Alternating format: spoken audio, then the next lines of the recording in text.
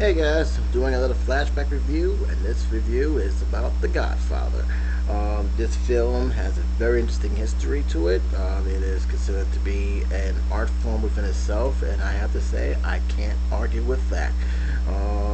This film is loved by almost every generation of filmgoers imaginable, ever since its release until now. At least every generation has saw this film at least one time in their lifetime, whether it be through DVD, VHS, television actation, special edition television actations, you name it.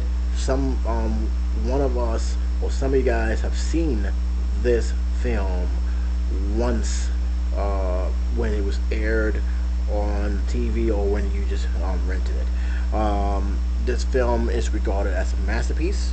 It is on pretty much, if you look at all the top best films of all time, this film will be pretty much within the top 10 or the top 5. It never seems to go anywhere above that 10 list. It's always considered top 10, and with good reason. It's an excellently well written film.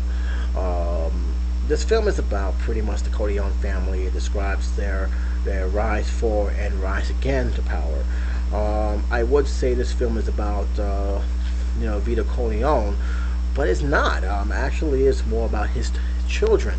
And the reason why I'm going to bring that up is the same reason why I had a problem with certain things that occurred not in the film, but after this film did its course and come to award ceremony.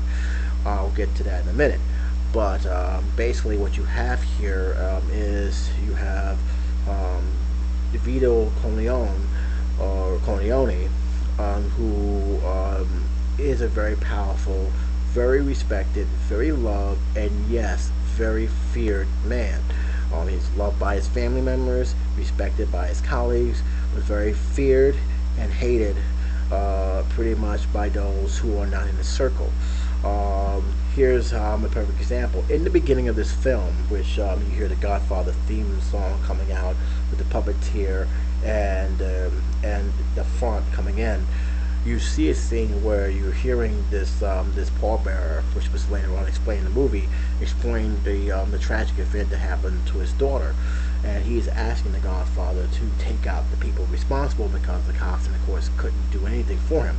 And you see Marlon Brando, who plays Vito Corleone, basically tells him, "Hey, look, I can't do this. You're asking me to commit something that even he says he has his limits on," which is kind of surprising. You think the mob film like this, you will think that, oh, you just give me this money and everything's be taken care of.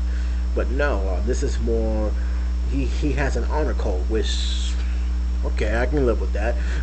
He has an honor code, and it's about respect. And he doesn't feel that the pallbearer, even though he's coming out of desperation, he doesn't respect him until he says the name Godfather, and he tells him he'll do it, but one day I will ask for that favor, and I expect that favor to be cashed in, which pretty much means not now you're in my circle and you can't get out of it.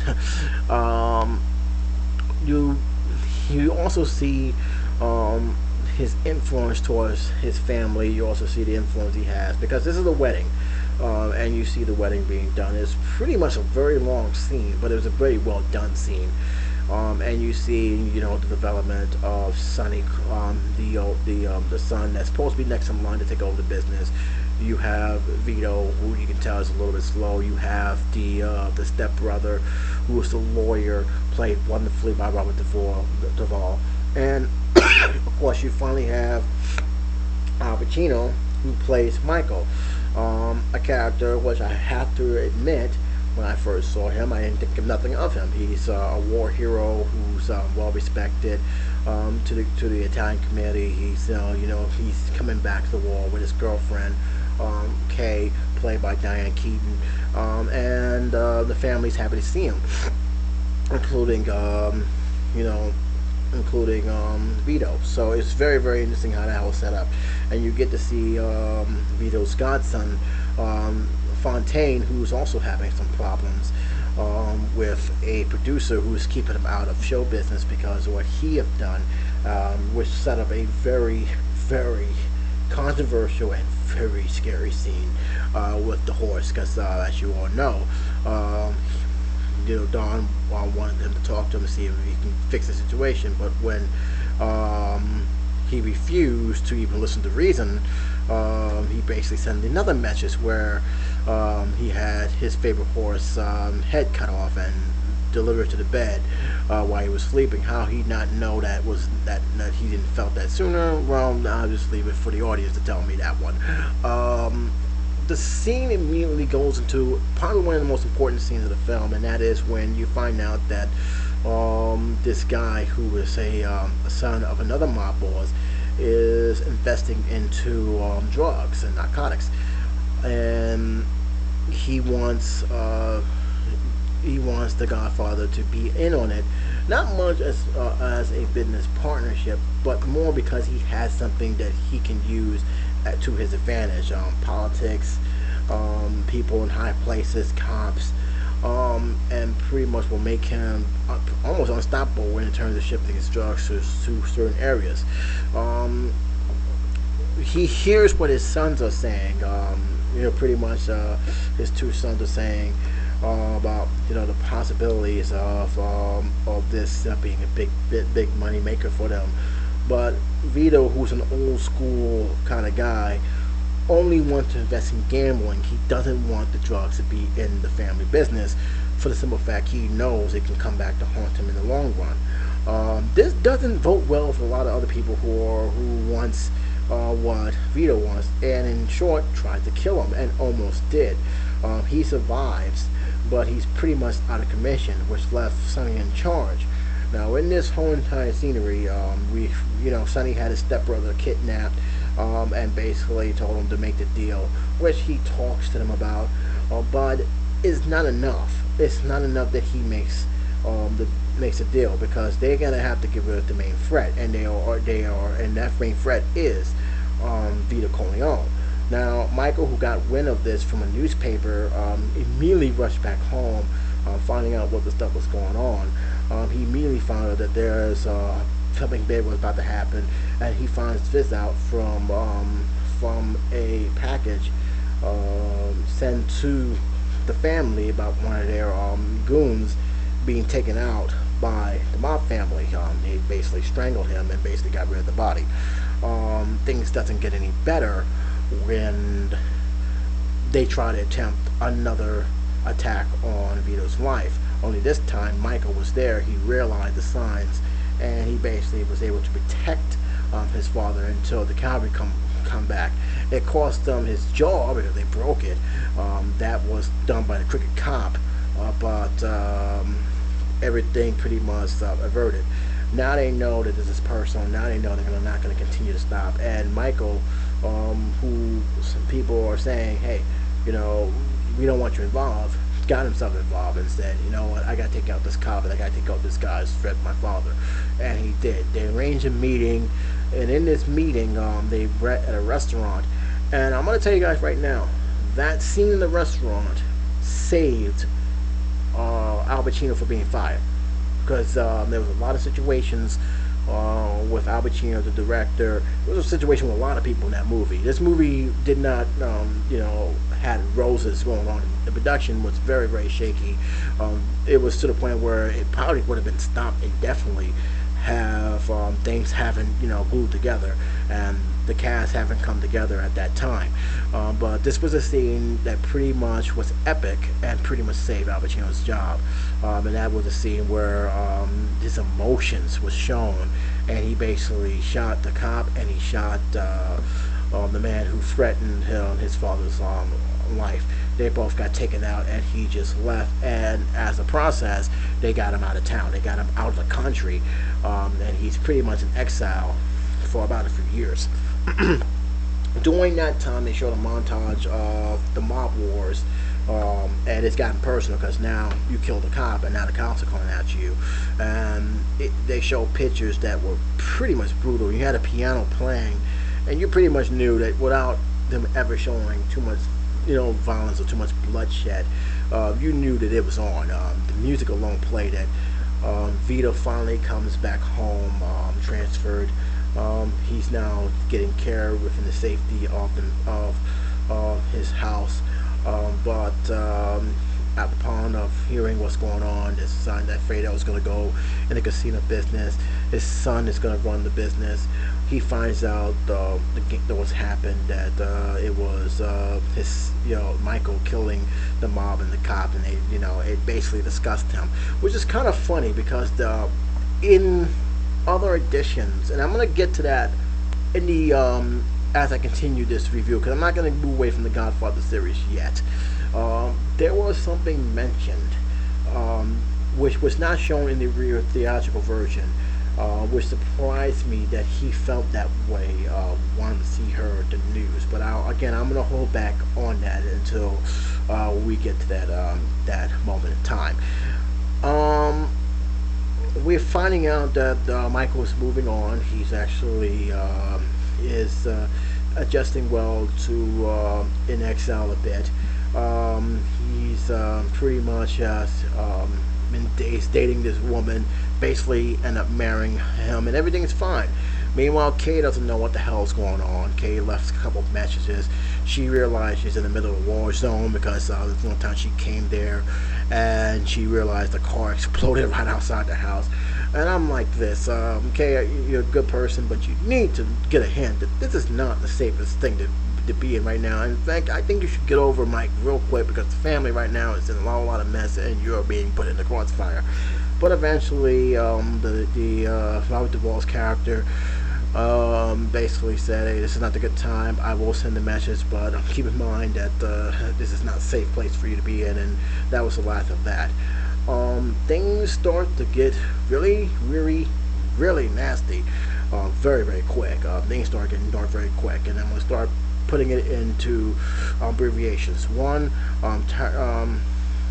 Tyra Sheriff's character, the sister, she's in a relationship with an abusive husband who beats her. Sonny finds out, beat the living hell out of him in front of everybody. Pretty much the only unconvincing fight, because I didn't see not one punch, and I saw this 3 times. I saw this scene 3 times, and I have not seen that one punch landed. But hey, if you can sell it, by all means, God bless.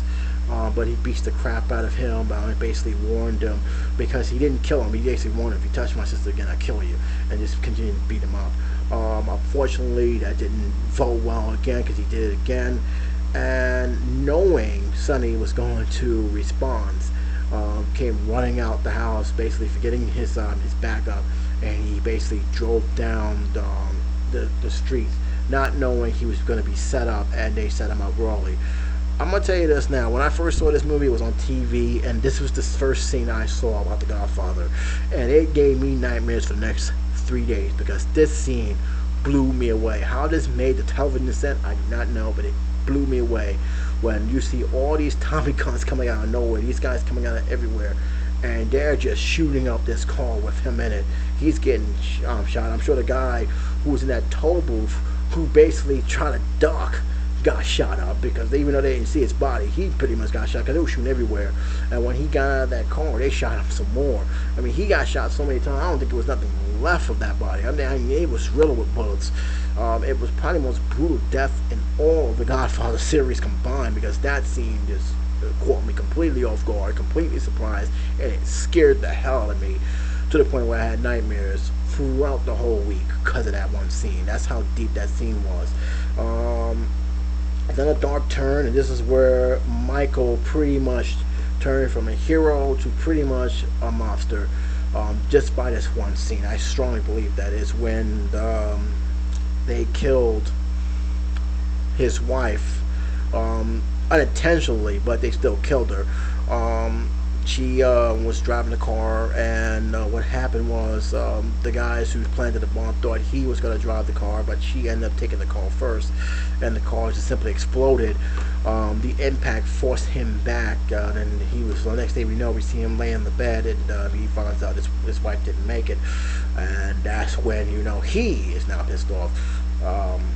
Don Vito Corleone found out what was happening. He found out that about his death of his son, through his stepson, who basically is pretty much zoned out. He's trying to drink himself He's trying to get drunk before telling him, and he finally told him, and that's when he said, "We got to make this meeting. This ends now." And he does. He makes the meeting. They talk about it. They said, "Look, we can't continue to do this. It's not helping us. We're putting ourselves in danger with the cops and everything else." And basically made an oath that as long as he's alive, he will not be the one who will break the pact. And his word is always strong, and that ended the feud. However, it also weakened the family. It really did, because now people see weaknesses. They're taking territories, and this is all because he can't break that pact. And because of that, people are basically running all over him. Until Michael came along, and when Michael came to the scene, he basically made it clear, "I didn't make this pact. I'll make sure you don't get involved, but this is between me and him." And it's personal because they killed his wife. It's personal because now they took it to a whole new level. And sure behold, he's now the new person in charge. He's making strategies. He's moving out of New York, but he's also planning his main move. He's playing a chess game, which is very, very good. And you see the transaction because this is not the same Michael, and you can tell by his facial expression, how he acts, how he conducts himself. And the first thing you know how he changed is when he picked up Kay from her job, and he told him he needs him and everything else. And the way he said it, it wasn't the same way when you first meet him. He's always happy, he's very cheery. This is a cold, heartless man talking to a nice, sweet woman. And the first thing I'm saying is, don't you see that he's not the same man that you met? But I think she still loved him enough that say, maybe things would change once she realizes this is not the right way. But apparently that didn't happen. So they end up getting married. He ends up running the bakery business. He ended up going to Vegas where he met Frito, who was supposed to be in the casino. And automatically you find out that there was some things behind the scenes that he knew about. And that was because of what happened to Mo Green. Mo Green pretty much was running things in Vegas, and he told him, "You're going to sell your business to me." And basically Mo Green was like outrageous and mad, but he didn't care. You can tell that he didn't want to hear nothing. He didn't want to, there was really not a negotiation. You're going to sell it or this is going to happen. Of course, this angers a lot of people. It angers some of the main bosses, some of the main goons, and upon the advice of his father, he told him that, "Hey, look, you're going to get betrayed. They're going to look for this, and that, and when you do, be ready." Which he was. In the scene where they had the funeral, because by the way, I almost forgot. Vito dies. He dies in the probably most weirdest way. He was playing with one of his grandkids, and he had a heart attack and passed away in the funeral, which probably was a weird scene because I don't know what was in the background. Was it crickets or something, or bird? I don't know what the hell it was, but it really made for a very weird scene. And even though they was paying their respects, I'm keeping an eye on Michael. His facial expression is just memorable because he was just staring everyone down, saying, "Okay, it's not gonna be him, and it's not gonna be this guy, but it turns out to be this guy." And he said, "Okay," and he told them, "Hey, look, I want to arrange a reading. They want to make a piece with the family," and that's how you know who the traitor was. So basically, we had probably one of the most craziest assassinations in this movie. He's going to be the godfather of his sister's baby. He's doing all this kind of stuff and everything else. And while that's happening in the church, you see his orders being carried out. He's wiping out everybody. One shot swoop. He wiped out Mo Green, which is known as the Mo Green One Eye Special because they shot him in the eye. He's wiping out the other families that was posed a threat to the family. He even wipes out his longtime friend, associate with the family, and he ended up wiping out his brother-in-law, who betrayed him, who he knew had a connection to his enemies. He basically tricked him, saying, "Just go here, live there, and you'll be fine. But I don't want to see you again." And once he got in the car, he got strangled as the car moved on, pretty much ending that. The film ends pretty much as uh, sister's crying because she knows the husband is dead. She knows that he did it. He also knows why he did it, and Kay is like pretty much trying to get him to say, "Did you do it?" And he's like, getting mad, he's getting bossy, but and then he said no, which we all know was a lie, and she didn't question after that, but she knew something that her husband had completely changed the moment those people came in and kissed his hand and said Godfather, and the film ends with the door closing with his wife Kay looking on in utter surprise. I'm just gonna say right now, it's a great film, perfect film. Love the acting, love the dialogue, love the story.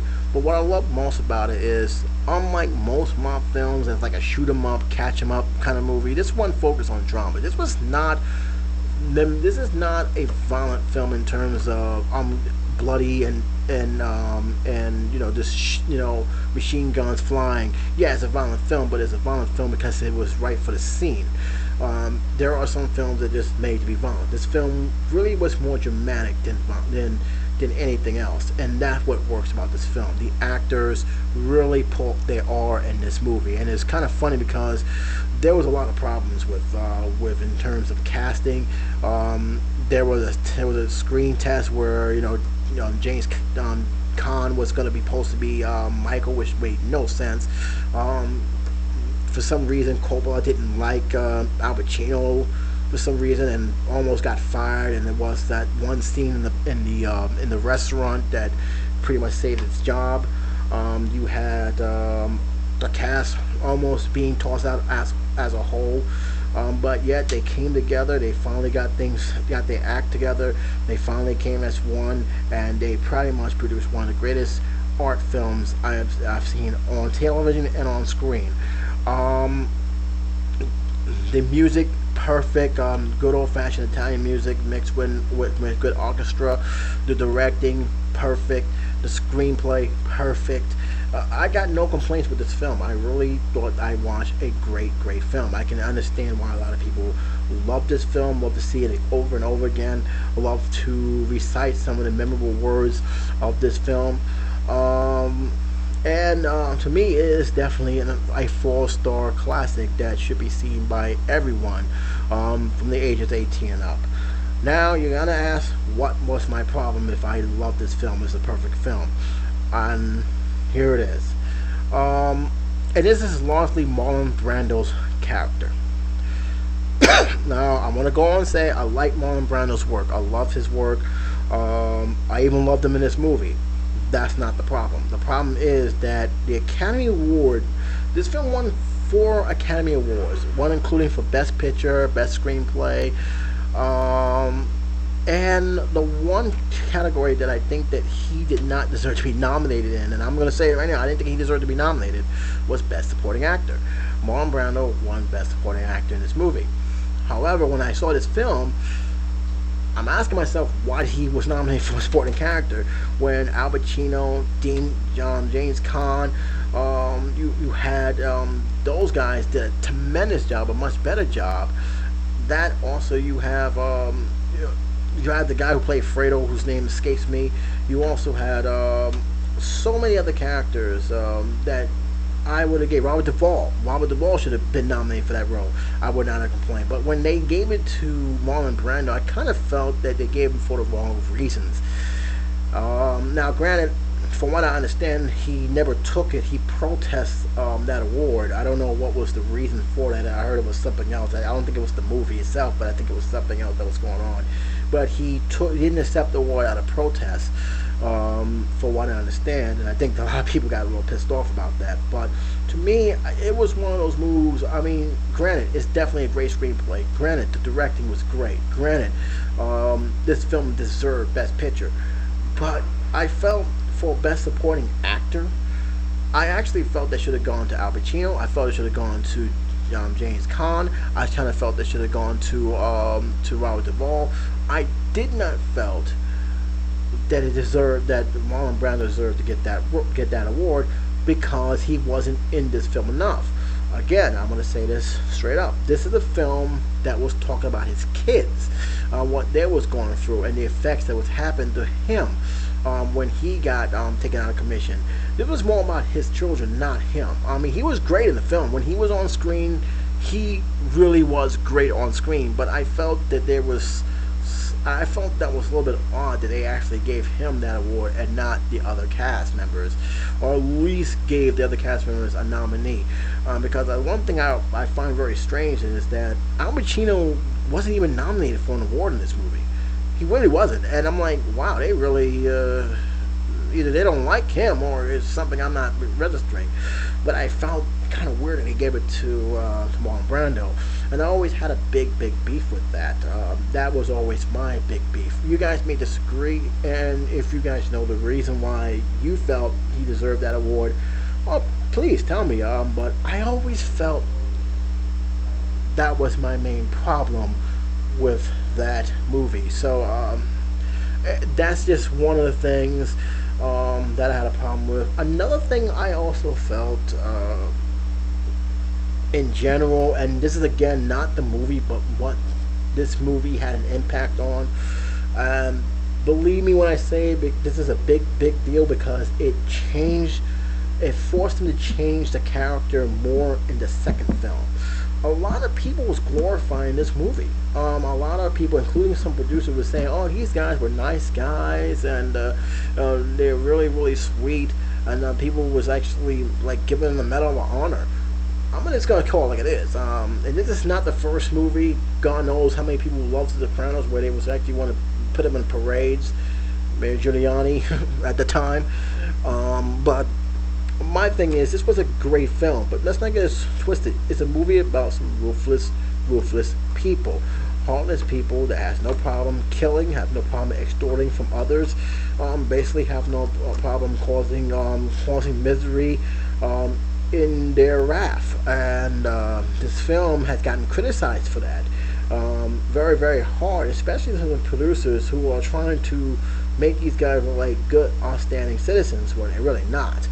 And it was more it really did raise the question about why about people who views people who's involved in organized crime, because a lot of people actually are turned on by this movie, by that world, for better or for worse. They are turned on by that world.